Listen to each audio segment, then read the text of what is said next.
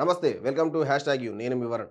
అధికారంలో ఉన్నప్పుడే ఎవరికైనా రాజభోగాలు, మంది మార్బలం, అధికార యంత్రాంగం, నాయక గణం, అధికార నివాసాలు, ఆ తర్వాత ఆ హంగామే వేరు. కానీ ఎంతటి నాయకుడైనా అధికారం కోల్పోతే ఇవేవీ ఉండవు. మరి ముఖ్యంగా ముందుగా అధికార నివాసాలు ఖాళీ చేయాల్సి వస్తుంది. సో, ఆపై ప్రతిపక్ష పాత్రకు కూడా కొంత పరిమితం కావాల్సినటువంటి పరిస్థితి ఉంటుంది అని చెప్పేసి స్పష్టంగా చెప్పుకోవచ్చు మనం. బీఆర్ఎస్ అధినేత తెలంగాణ మాజీ సీఎం కేసీఆర్ 20 ఏళ్లుగా ఢిల్లీ తుగ్లక్ రోడ్లోని నివాసాన్ని అధికార నివాసంగా వినియోగించుకున్నటువంటి పరిస్థితి. 2004లో తొలిసారి ఎంపీగా గెలిచిన సందర్భంలో కేంద్ర మంత్రి హోదాలో ఈ యొక్క నివాసాన్ని ఆయనకు కేటాయించారు. 2014 వరకు కూడా ఎంపీనే కొనసాగుతున్న ఆయన తెలంగాణ ఏర్పాటు అనంతరం సీఎం అయిన తర్వాత ఏదైతే కేసీఆర్ ఇదే ఇంటి నుంచి ఢిల్లీలో అధికార నివాసంగా కొనసాగిస్తూ వస్తున్నటువంటి పరిస్థితి. అయితే ఇటీవల ఎన్నికల్లో ఓటమితో ఇంటిని ఖాళీ చేయాల్సిన పరిస్థితి వచ్చింది అని చెప్పేసి మనం చెప్పుకోవచ్చు. దీనిని ప్రస్తుతం తెలంగాణ సీఎంగా ఉన్నటువంటి రేవంత్ రెడ్డికి కేటాయించారు. ఈ నెల 3న ఏదైతే తెలంగాణ ఎన్నికల ఫలితాలు వెలువడిన అనంతరం సాయంత్రమే కేసీఆర్ హైదరాబాద్ బేగంపేటలోని ప్రగతి భవన్ నుంచి వెళ్ళిపోయిన సంగతి అందరికీ తెలిసింది.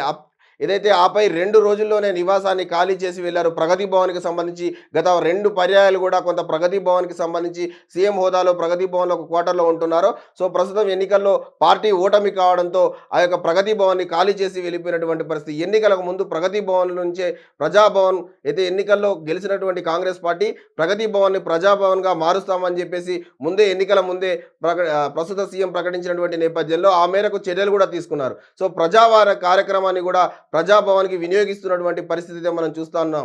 తెలంగాణ ఉప ముఖ్యమంత్రి ఎవరైతే మల్లు భట్టి విక్రమార్క ఉన్నారో ఆయనని ప్రస్తుతం ప్రజాభవన్కు సంబంధించి ఒక క్వార్టర్ని ఆయనకు గత సీఎం నివాసించినటువంటి ఆ యొక్క క్వార్టర్ని ప్రస్తుత డిప్యూటీ సీఎం భట్టి విక్రమార్కకు కేటాయించినటువంటి పరిస్థితి.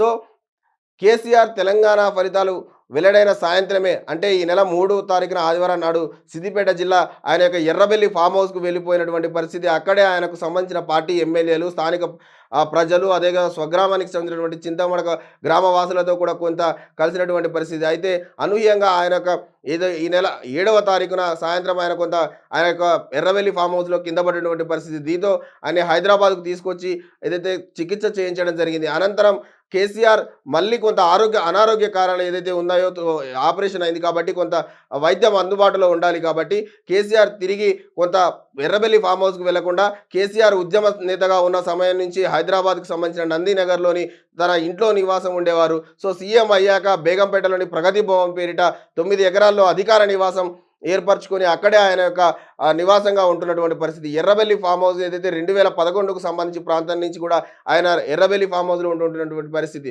సో, ఈ తరుణంలో ప్రస్తుతం ఏదైతే గత దశాబ్ద కాలంగా కేసీఆర్ ఉద్యమ సమయంలో ఉన్నటువంటి ఆ ఇల్లు ఏదైతే ఉందో వాస్తవానికి నందినగర్లో ఇంటితోనే ప్రస్తుతం కేసీఆర్ ఆయన యొక్క నివాసాన్ని మార్చుకున్నటువంటి పరిస్థితి. సో, ఈ తరుణంలో ఏదైతే ప్రస్తుతం ఉన్నటువంటి పరిస్థితుల్లో గతంలో ఉద్యమ కాలంలో ఎక్కువ మంది నాయకులు ఉండరు కాబట్టి కొంత ఆ ఇల్లు సరిపోయేటువంటి పరిస్థితి. కానీ ఇప్పుడు ప్రస్తుతం నిత్యం ఉన్నటువంటి పరిస్థితులు ఏవైతున్నాయో రాజకీయ పరిణామాలతో మీటింగులు పెట్టాలన్నా కూడా కొంత అనేక కార్యక్రమాలు చేయించాలన్నా కూడా కొంత ఇల్లు సరిపోదు అనే కొంత వార్తలు కూడా వస్తున్నాయి. సో, దీనికి తగ్గట్టుగా మరో ఇంటిని చూడాలి అని చెప్పేసి ఇప్పటికే కేసీఆర్ ఆ యొక్క పార్టీ నాయకులకు ఆదేశించినట్టుగా తెలుస్తుంది. దీనికి సంబంధించి ఇప్పటికే ఆ బీఆర్ఎస్ పార్టీకి సంబంధించిన ఒక ఎమ్మెల్యే తన ఇంటిని వినియోగించుకోవాలి అని చెప్పేసి కూడా కొంత చెప్పినట్టుగా తెలుస్తుంది. ఏదేమైనా కూడా ప్రస్తుతం కేసీఆర్ సుదీర్ఘ రాజకీయ జీవితంలో ఇన్ని సంవత్సరాలుగా అధికార భవనాలలో ఉన్నటువంటి కేసీఆర్ ఒక్కసారిగా కొంత అధికారాన్ని కోల్పోవడంతో ప్రస్తుతం ఆయన తన యొక్క సొంత నివాసాన్ని వెతుక్కోవాల్సినటువంటి పరిస్థితి ఉంది అని చెప్పేసి స్పష్టంగా తెలుస్తుంది.